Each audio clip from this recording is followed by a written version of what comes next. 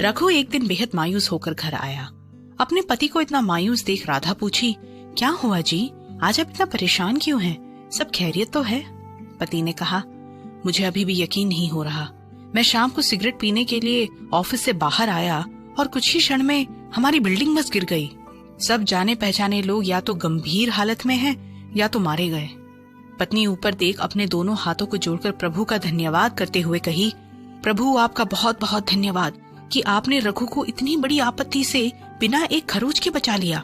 फिर रघु की तरफ मुड़कर कहा, प्रभु का कितना उपकार है आप पर, जान बची तो लाखों पाए। आप ये तसल्ली रखें कि आपकी जान तो बची।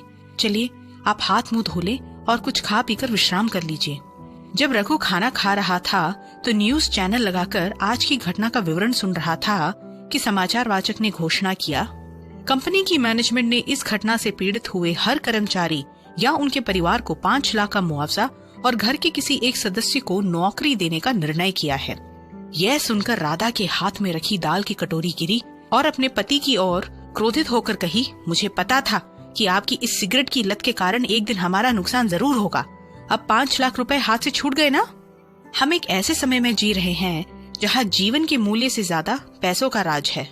एक इंसान के जीवन से ज्यादा महत्व आजकल धन और संपत्ति को दी जाती है।